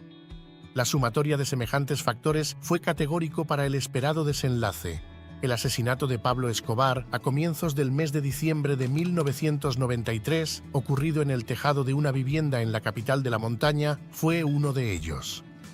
La desaparición física del narcotraficante más famoso de ese entonces representó el cumplimiento del propósito común, efectivamente, pero contrario a lo esperado, no trajo paz para los Castaño. Por lo contrario, el entorno de violencia y conspiraciones pronto cobró un precio familiar. Precisamente el 6 de enero, un mes después, Fidel encontró la muerte de forma violenta. Existen diversos relatos sobre las circunstancias y motivos detrás de esto. La versión más aceptada indica que pereció en un enfrentamiento armado contra la guerrilla de las FARC, específicamente con su Frente 58 en la zona comprendida entre San Pedro de Urabá y Santa Catalina, dentro del departamento de Antioquia. Otra hipótesis sugiere que su fallecimiento pudo haber sido orquestado internamente por el propio Carlos, debido a disputas personales. Estas desavenencias incluían su presunta participación en la muerte de su hermana, Rumalda, o posibles líos de faldas, pues supuestamente habrían compartido una amante, e incluso circulan historias no confirmadas que afirman que sobrevivió a sus graves heridas y reside actualmente en algún lugar del exterior, en narrativas demasiado especulativas. Lo cierto es que, con la desaparición de Fidel, el poder se concentró en Carlos Castaño y operó principalmente en la región de la costa Caribe, el departamento de Antioquia y la zona del Urabá. Tuvo que reconocer eventualmente que sus empleados y matones habían cometido excesos, justificando su accionar, argumentando que eran indispensables dentro del contexto del conflicto. Creía fervientemente que liquidar guerrilleros, comunistas y a quienes los ayudaban le hacía bien a su país. Mira, la guerrilla se esconde entre la población civil y manipula a la población. Eso no debería ser tolerado, decía. Ya sin Fidel, asumió en compañía de su otro hermano Vicente el liderazgo de una estructura mucho más grande y ambiciosa, las Autodefensas Unidas de Colombia, una federación que buscaba unificar bajo un solo mando a la dispersa y multifacética geografía del paramilitarismo en el territorio nacional. Este grupo, compuesto por decenas de miles de combatientes desplegados a través de zonas rurales y regiones montañosas a lo largo y ancho del país, recibían sustento económico de diversos sectores, incluyendo a ganaderos, hacendados, terratenientes, comerciantes, dueños de compañías nacionales e incluso ciertas corporaciones multinacionales contribuían a su financiación. No obstante, lo recabado demostró ser insuficiente para sostenerse a largo plazo. Ante esta limitación, su comandante tomó la decisión de imponer también un tributo a los narcotraficantes que utilizaban las rutas bajo su control, estableciendo así un flujo de capital constante y cuantioso. Esta nueva fuente de ingresos permitió sanear las finanzas de la organización paramilitar. Viendo su capacidad económica recuperada y fortalecida, inició una ofensiva militar a gran escala desde ese mismo año. Esta campaña propinó duros golpes a las guerrillas de las FARC-EP, a las del ELN, como también a las disidencias del EPL, logrando expulsarlas de territorios estratégicos como el Nudo de Paramillo y amplias zonas del departamento de Córdoba. Cada vez era más peligroso e influyente. Por eso, la creciente presión internacional, particularmente desde los Estados Unidos y diversas organizaciones europeas, forzó al entonces presidente Ernesto Samper a decretar a la naciente estructura como una amenaza subversiva y, adicionalmente, el gobierno ofreció una recompensa por la captura de su principal comandante. Hemos resuelto a partir de esta fecha ofrecer una recompensa de 1.000 millones de pesos a quien colabore en la captura de Carlos Castaño, como representante de las Autodefensas de Colombia, porque también contra ellos vamos a librar la ofensiva en la que venimos empeñados. Fueron las palabras del ministro de la Defensa, Juan Carlos Esguerra, en respuesta a las masacres perpetradas por miembros de las Autodefensas Campesinas de Córdoba y Urabá y ahora por las Autodefensas Unidas de Colombia. Aunado a ello, comenzó a ser señalado nacional e internacionalmente como responsable de graves violaciones a los derechos humanos. Diversos informes e investigaciones atribuyeron a su grupo la ejecución sistemática y deliberada de crímenes contra el derecho internacional humanitario con registros que se remontan a principios de esa década. Human Rights Watch, por ejemplo, documentó la perpetración de masacres y ejecuciones de civiles y combatientes fuera de combate, actos de tortura, mutilación de cadáveres, desplazamientos forzados, toma de rehenes y saqueos. Ante esta situación, él optó por emerger de la clandestinidad mediante una serie de entrevistas concedidas a los medios de comunicación. Desde su guarida, intentó justificar públicamente sus actividades. Sostuvo que sus operaciones no estaban dirigidas contra ciudadanos comunes indefensos, a quienes afirmaba proteger, sino que se enfocaban exclusivamente en lo que él denominaba terroristas, plagiarios y homicidas integrantes o defensores de las guerrillas. El estreno de la nueva organización, esa ofensiva que estaban dispuestos a desarrollar, se dio entre el 15 y el 20 de julio de 1997 en la masacre de Mapiripán, ocurrida en el departamento del Meta. Su agrupación paramilitar empleó motosierras y machetes para torturar, decapitar, desmembrar y eviscerar a la población civil. La matanza provocó el desplazamiento forzado masivo y la intimidación generalizada de la comunidad local. Se supone que hubo decenas de personas fallecidas, incluyendo a varios menores de edad, cuyos restos fueron arrojados al río Guaviare. Un aspecto crucial para el desarrollo de los hechos fue la impunidad que se vio facilitada por una presunta complicidad de sectores de las fuerzas militares de Colombia. Bajo el mando del general Jaime Uzcategui, las tropas regulares del ejército, según se alega, tenían conocimiento del avance de los paramilitares y de la matanza en desarrollo, pero se abstuvieron deliberadamente de intervenir hasta que los autores completaron sus crímenes. Posteriormente, se acusó a los militares de obstruir las pesquisas judiciales mediante la destrucción de pruebas cruciales. Castaño, mediante una entrevista concedida pocos meses después, admitió su responsabilidad directa en lo sucedido. El año siguiente continuó el exterminio. Se dio el asesinato del abogado Eduardo Umaña Mendoza cuando 3 individuos de las Autodefensas Unidas de Colombia que se hicieron pasar por periodistas llegaron a su residencia en el conjunto Los Conquistadores, cerca del estadio El Campín. Tras identificarse ante el vigilante del edificio y obtener autorización del propio penalista para subir, accedieron sin obstáculos al apartamento. Una vez dentro, procedieron a amordazar y encerrar en un baño a su secretaria, María Pava, quien se encontraba sola en la recepción, aprovechando que la esposa del jurista había salido minutos antes. Luego se dirigieron entonces a su oficina privada, donde se encontraba Umaña despachando. Allí le dispararon 3 veces en la cabeza utilizando una pistola automática equipada con un silenciador. Acto seguido, los autores abandonaron el lugar con total tranquilidad. Recogieron su equipo de filmación en la portería, se despidieron del celador y huyeron en un automóvil. La secretaria logró liberarse poco después y descubrió el cuerpo sin vida de su jefe, dando inmediato aviso a las autoridades. Era la tercera muerte de una persona vinculada a la defensa de los derechos humanos en Colombia en pocos meses tras los homicidios de Jesús María Valle, ocurrido de forma similar en Medellín, y de la líder comunista María Arango Fonegra, en La Calera. Los 3 fueron perpetrados por la misma organización y con Carlos como autor intelectual.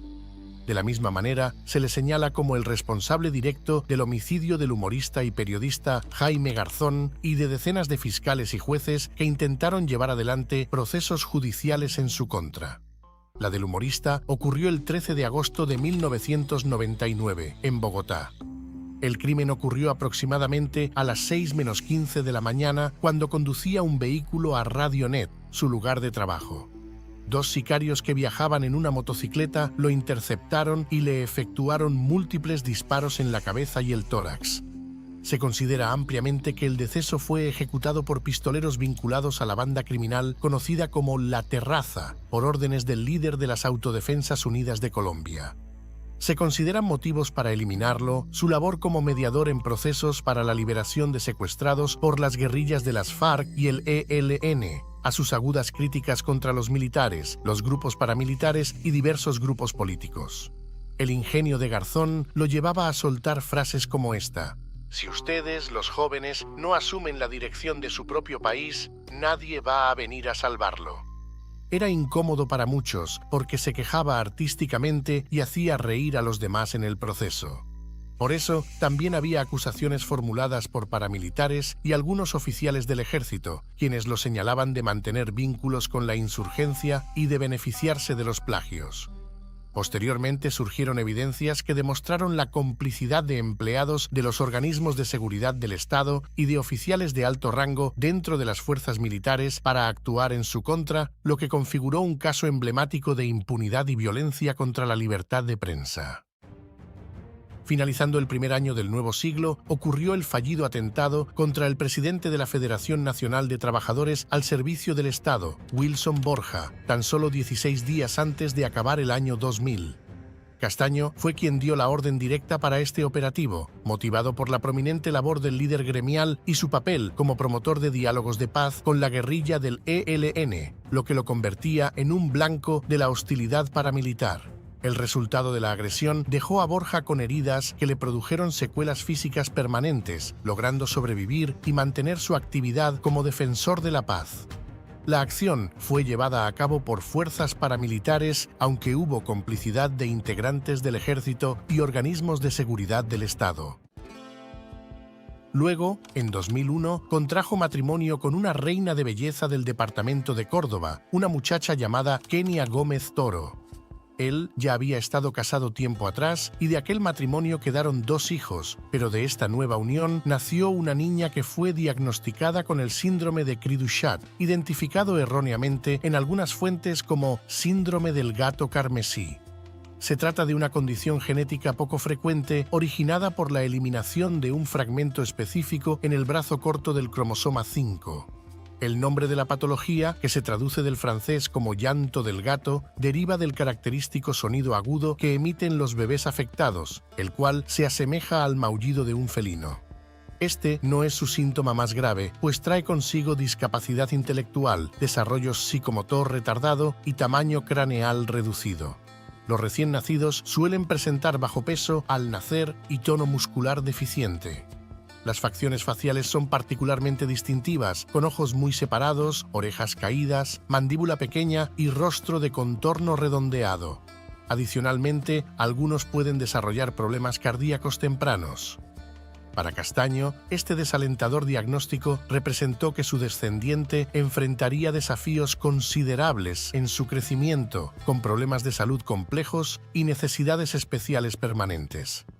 De acuerdo con varios testimonios de su círculo más cercano, llegó a interpretar la enfermedad de su hija como un castigo divino por la enorme cantidad de crímenes y sufrimiento que había causado a lo largo de su trayectoria al mando del paramilitarismo. Casi al mismo tiempo, a partir del 5 de abril de ese mismo año, un contingente paramilitar de las Autodefensas Unidas de Colombia se reunió para armarse fuertemente y planear un gran golpe, según informes obtenidos mediante un sargento de inteligencia castrense.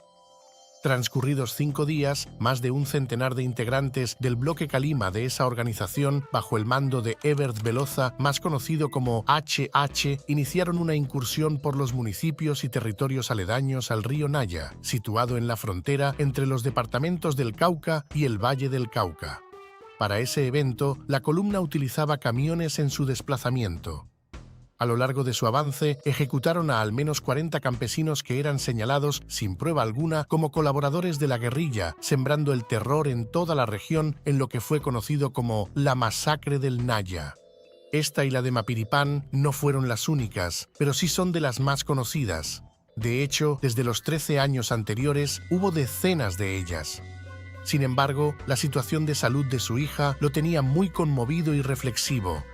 Sumado a eso, las crecientes presiones legales y políticas que incluían acusaciones formales y solicitudes de extradición desde los Estados Unidos por cargos de narcotráfico y su designación por el gobierno norteamericano como una organización terrorista extranjera eran cada vez más insostenibles para él. En definitiva, ya no estaba del todo seguro de querer continuar con su empresa paramilitar y su persecución contra la izquierda armada. Así que, a finales de 2002, inició conversaciones con el gobierno nacional, ahora encabezado por Álvaro Uribe Vélez, para concretar la desmovilización de las estructuras bajo su mando. También envió una carta a la embajada estadounidense en Bogotá, manifestando su voluntad de rendirse voluntariamente y enfrentar los procesos judiciales en las cortes de ese país. Estableció como condición principal para su entrega la reubicación de sus hijos en territorio norteamericano, lo que confirma que consideraciones de índole personal y familiar influyeron en su determinación. La negociación fluyó por 7 meses, contando con la mediación de una comisión exploratoria y delegados de la Iglesia Católica, y para mediados de 2003, el mismísimo Carlos Castaño declaró mediante una entrevista que la desmovilización de esta agrupación paramilitar era irreversible. Afirmó que este camino conducía inevitablemente a la disolución de todas las demás estructuras similares existentes en el territorio nacional. Durante su intervención, extendió una invitación formal a los bloques disidentes para que se integraran al proceso y, en un hecho sin precedentes durante su trayectoria, formuló una disculpa pública por los excesos del pasado y manifestó que el ciclo de violencia se debía detener cuanto antes.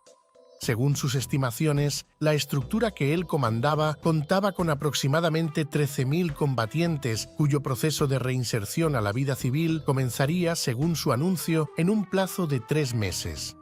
Añadió que estaba seguro de que en algún momento tendría que enfrentar a las autoridades estadounidenses, y cerró la conversación con estas palabras: "El Estado norteamericano también valorará lo que es nuestro gesto altruista de paz, lo que estamos haciendo las autodefensas, la repercusión que trae sobre la paz de Colombia y la injerencia que trae sobre la normalización de esta región". Dentro de las Autodefensas Unidas de Colombia, no todo era color de rosa. Aunque Carlos Castaño respaldaba las negociaciones con el Estado, consideraba que no todos los comandantes debían hacer parte del proceso. Para él, varios jefes regionales no eran auténticos combatientes contra insurgentes, sino narcotraficantes que se habían puesto el camuflado solo por conveniencia, buscando legalizar sus fortunas y limpiar su pasado. Uno de los casos más sonados fue el del Bloque Metro, liderado por Carlos Mauricio García Fernández, conocido en el inframundo criminal con el alias de Doble Cero, un comandante que compartía parte de esa visión crítica. Doble Cero se oponía a que las autodefensas se desviaran de su propósito político y militar para convertirse en una red de narcotráfico y poder económico. Estas diferencias internas, especialmente entre los bloques más ideológicos y los más vinculados al negocio de la droga, terminaron provocando enfrentamientos armados y la desaparición del Bloque Metro, marcando una de las rupturas más profundas dentro de la organización. Todas estas intenciones por parte de Carlos lo expusieron a graves conflictos internos, generando fuertes recelos dentro del propio Estado Mayor de las Autodefensas. De acuerdo con los testimonios de varios exintegrantes de las Autodefensas Unidas de Colombia, esta decisión política le costó la vida el 16 de abril de 2004, al ser señalado como traidor por sectores de su propia estructura. Inicialmente, el suceso fue descrito como un enfrentamiento accidental entre sus escoltas y otro grupo de combatientes paramilitares, pero otras fuentes afirmaron que fue capturado, torturado, ejecutado y sepultado por orden de los máximos dirigentes de la organización, incluyendo a Diego Murillo, alias Don Berna, y posiblemente su propio hermano, Vicente. Investigadores localizaron poco después una fosa improvisada con un cadáver no identificado cerca del lugar de los hechos, pero surgieron sospechas de que sus restos habían sido trasladados antes de la llegada de las autoridades. Testigos presenciales declararon que el cuerpo fue desmembrado e incinerado. El 23 de agosto de 2006, la Fiscalía General emitió una orden de captura contra Vicente Castaño y otros acusados por su participación en el homicidio. Finalmente, el 1 de septiembre, el esqueleto fue recuperado en una fosa común e identificado mediante pruebas de ADN, gracias a información proporcionada por una fuente dentro del paramilitarismo. Y en medio de un proceso judicial en su contra, Jesús Ignacio Roldán, alias Monoleche, declaró: "Quiero contar la verdad sobre lo sucedido con la muerte de Carlos Castaño. Me declaro responsable. Por eso estoy aquí, porque creo en la ley de justicia y paz". De acuerdo con su versión, había sido un encargo de Vicente, su hermano, quien se manifestó en desacuerdo con el proceso de paz y, desde la clandestinidad, instruyó mantener activas las bandas criminales y las rutas del narcotráfico que habían sido controladas por las autodefensas.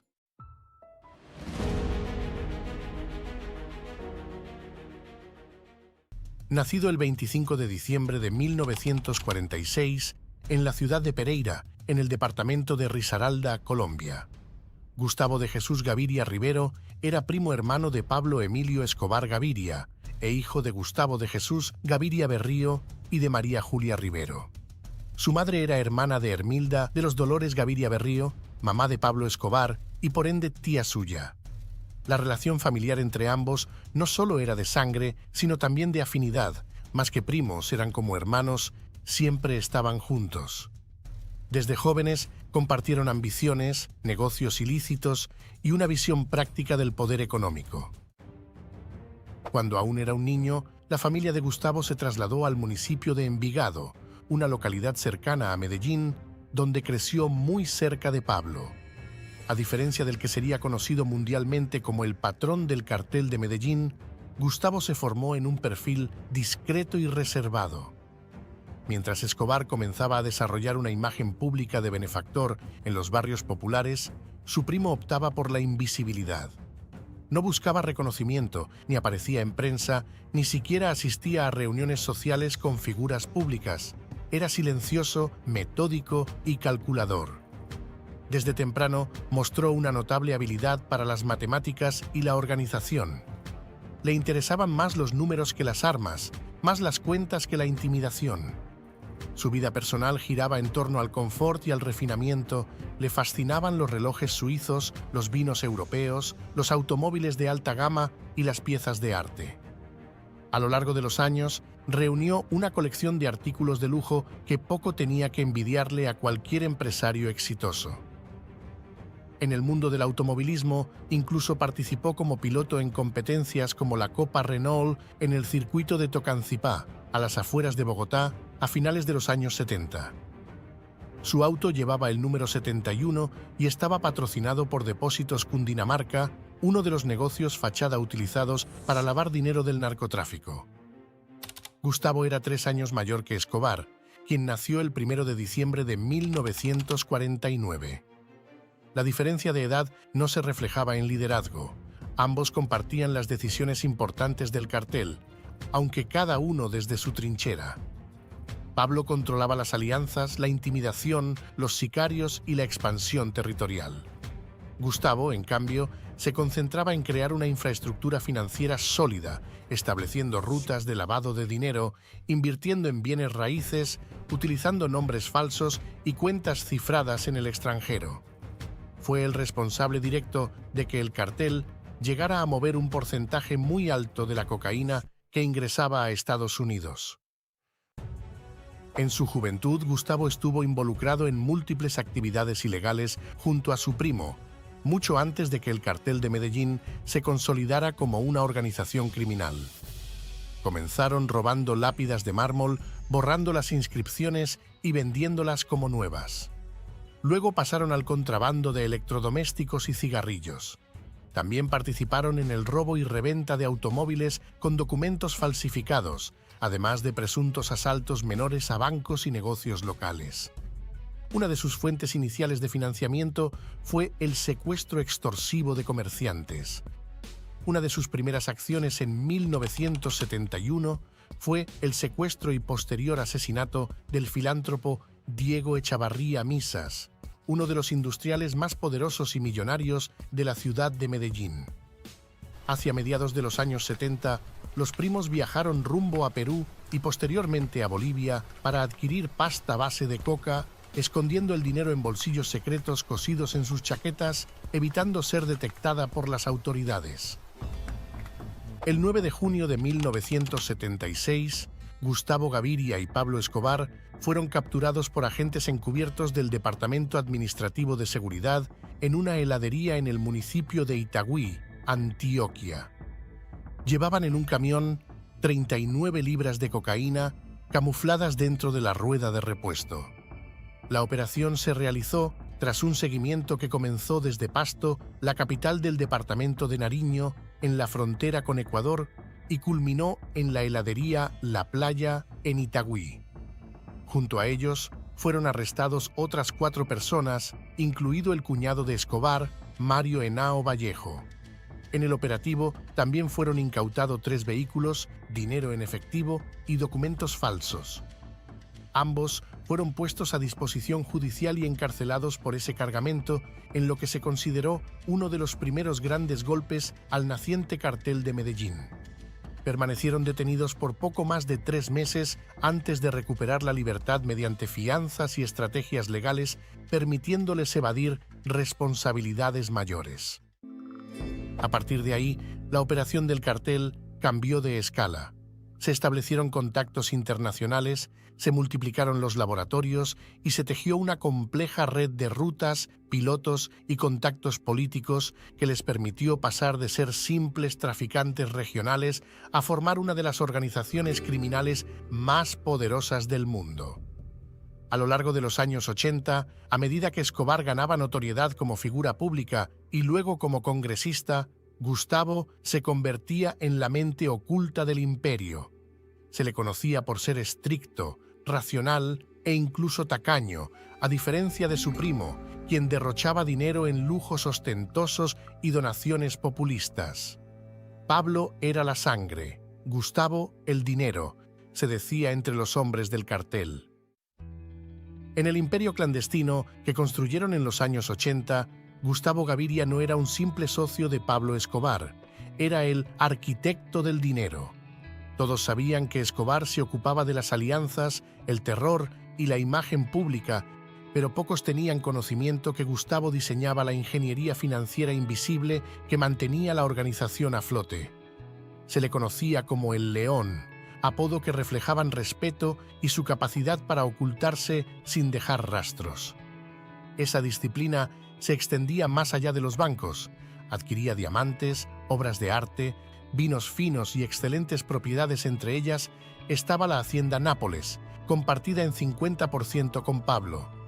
Sus lugartenientes más cercanos aseguraban que su fortuna era mucho mayor a la de su primo y contaban que en una subasta en los Estados Unidos logró adquirir un anillo que perteneció a la ex primera dama de Filipinas, Imelda Marcos, por $50,000, un lujo aparentemente pequeño dentro de su portafolio, pero simbólico de su forma de gestionar el capital ilícito. Cuando Pablo Escobar repartía billetes entre pobladores y se hacía ver como una figura pública, Gustavo hacía todo lo contrario. Invertía el dinero, lo protegía y lo hacía crecer. Esa dualidad se resumía en la frase que él mismo pronunciaba a sus visitantes: si vienes por plomo, habla con Pablo; si vienes por plata, habla conmigo. En esa diferencia estaba la clave del funcionamiento del cartel, la violencia controlada por Escobar y la razón financiera gestionada por Gustavo. Algunos documentos señalan que hacia finales de los años 80 manejaba más del 80% del dinero del cartel, cuyo ingreso rondaba los $60 millones por día durante su máxima bonanza. Esa cifra le dio al cartel de Medellín un flujo constante e imparable de efectivo: laboratorios, redes de distribución, sobornos a autoridades, emprendimientos de fachada, propiedades, aviones y, por supuesto, cuentas secretas fuera de Colombia. Pero Gustavo nunca olvidó su principal virtud: era sigiloso y metódico. Esa discreción financiera era su poder. Cada envío de droga, cada pago a su ejército de sicarios y cada inversión guardaba su firma.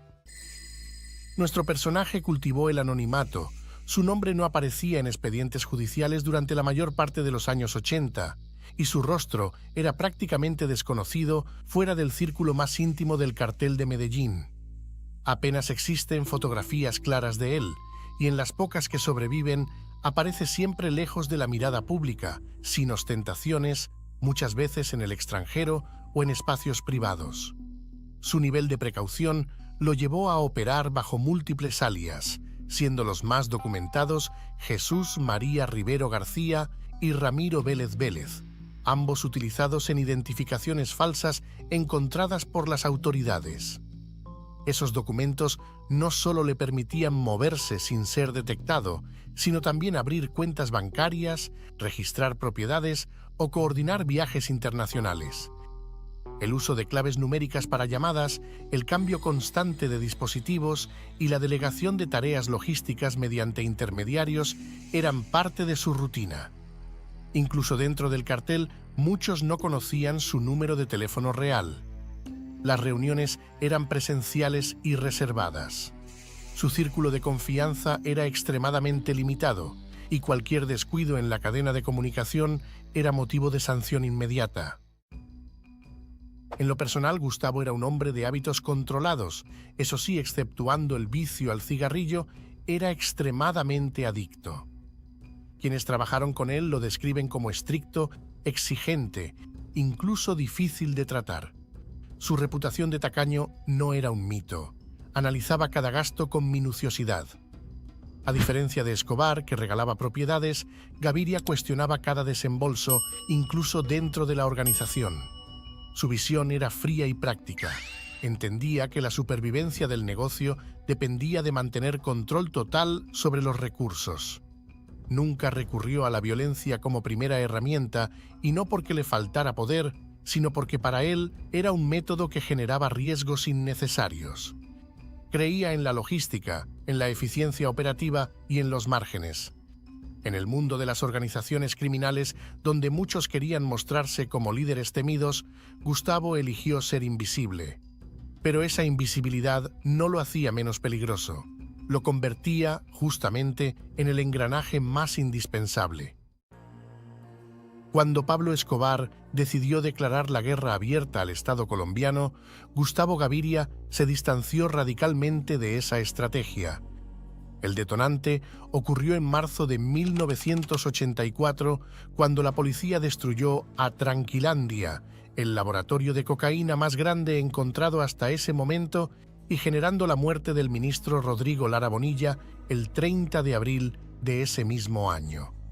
Frente a dicha ofensiva, Escobar optó por intensificar la violencia, patrocinando asesinatos como la del coronel Jaime Ramírez Gómez, quien fue emboscado y asesinado directamente por sicarios del cartel de Medellín el 17 de noviembre de 1986 en un ataque premeditado mientras viajaba con su familia desde Sasaima hacia la capital, y el 18 de enero de 1988 el secuestro de Andrés Pastrana, candidato a la alcaldía de Bogotá.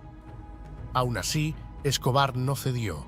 Desde enero de 1987, cuando el gobierno de Virgilio Barco endureció la persecución con la extradición, la respuesta del cartel fue inmediata y brutal.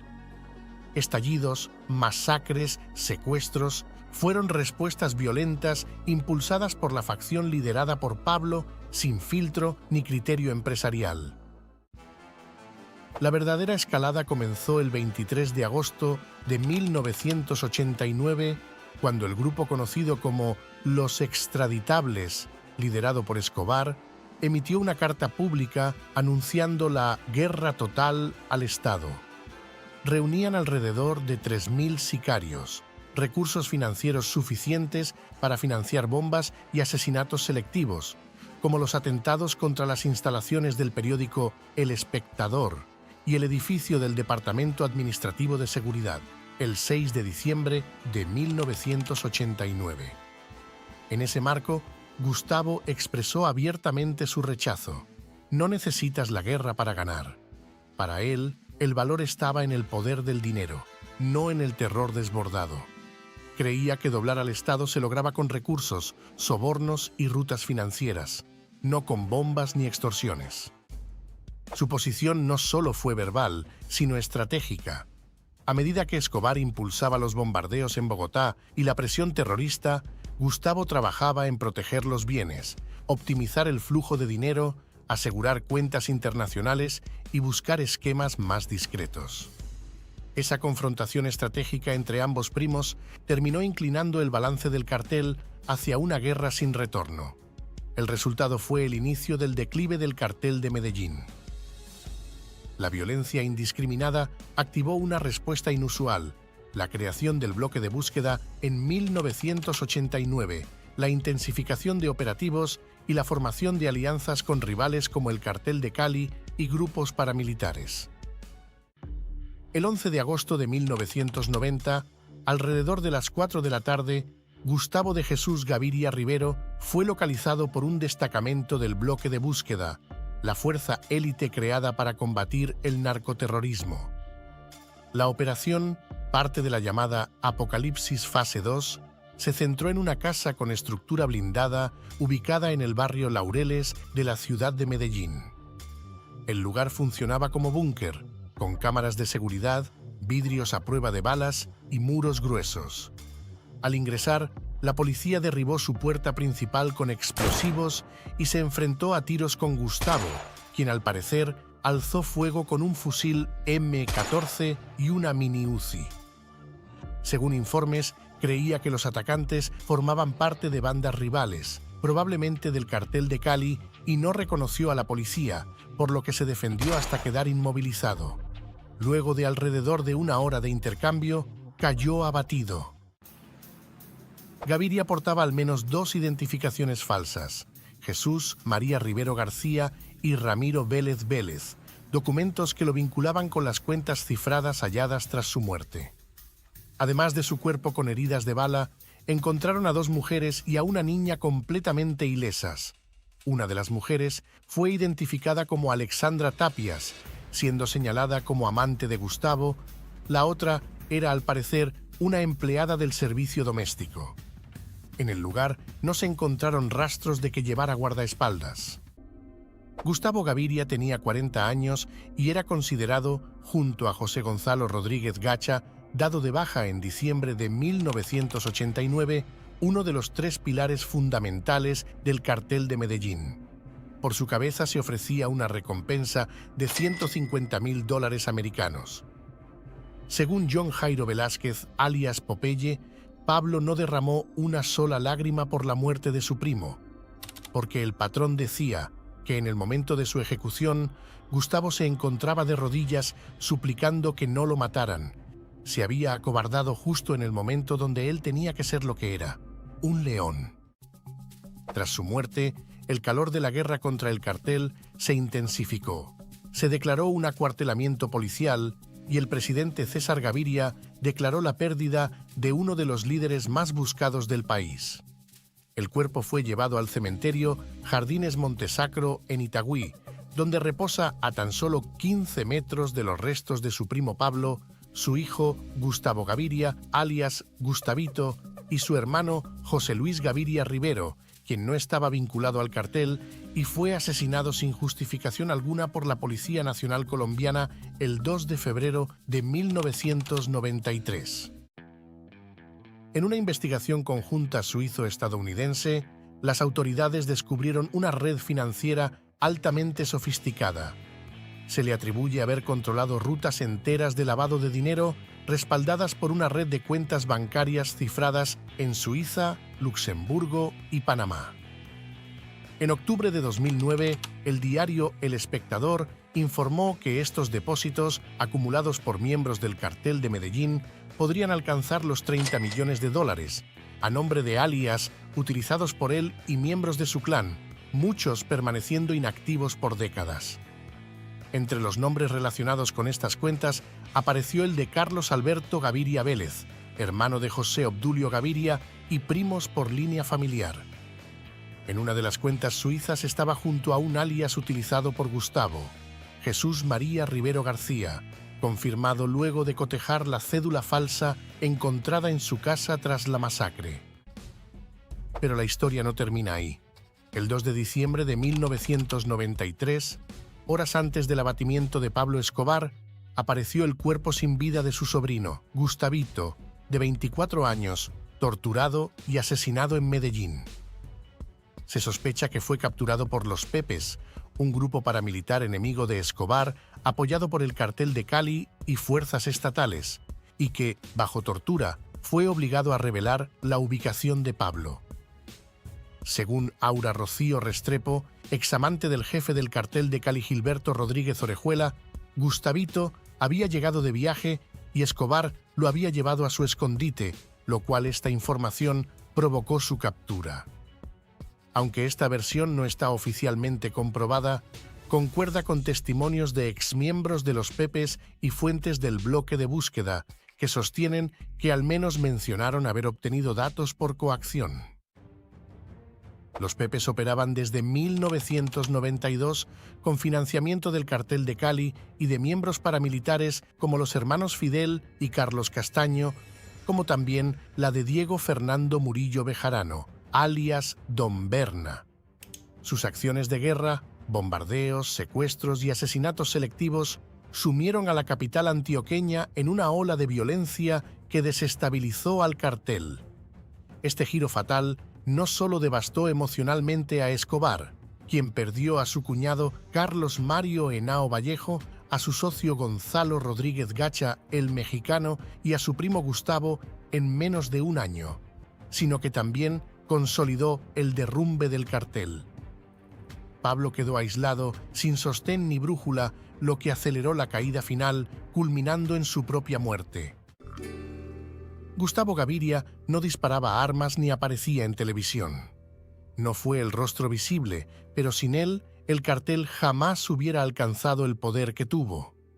Como dice el viejo refrán popular, el más silencioso es el más peligroso.